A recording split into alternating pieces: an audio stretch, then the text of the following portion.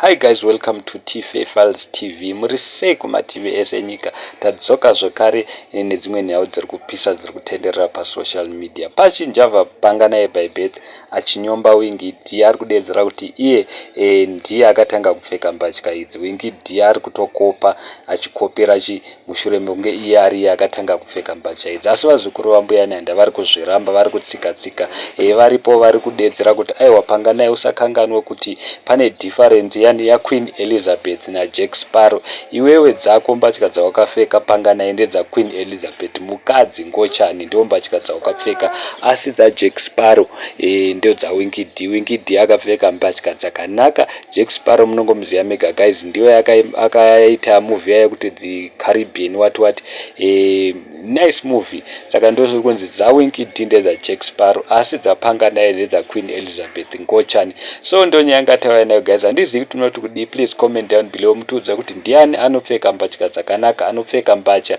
dziri inspirational kudarika dzemumwe, because Panganaye ari kudedzera kuti iye ndiye akatanga kupfeka mbatya idzi. Winky D akakopera kumashure kwake, asi isitoziva kuti Winky D ndiye akatanga kudzipfeka mbatya idzi. Saka ndo nyaya yaita kuti vazukuru vambuya Nyanda vapikisane, because varipo vamwe vari kumira naPanganaye, varipo vamwe vari kumira naWinky D, asi mostly vari kumira naWinky D. Musakanganwa kuti nababa Harare vatombotaura nezvenyaya yacho navo vachimira naWinky D. Saka vakawanda vari kumira naWinky D vari kudedza kuti aiwa Panganaye iwewe nedzungu uri kufarisa. Last time wakauya uchiti iwewe zita rinoti Gafa ndiwo wakatanga naro, isi tichiziva kuti Gafa i1, Gafa ndiWinky D. Saka ndo nyaya iripo guys, munongoziva Panganaye akatombopfeka dzimwe mbatya dzakaita sedza Winky D aine mufana wake anonzi DJ Towers. Maifa nekuseka kana mukavatarisa vaita kunge mapenzi chaivo vanouya vanonhunga mumabhimu, asi kana Winky D akapfeka zvinenge dzakamufita. Thank you so much.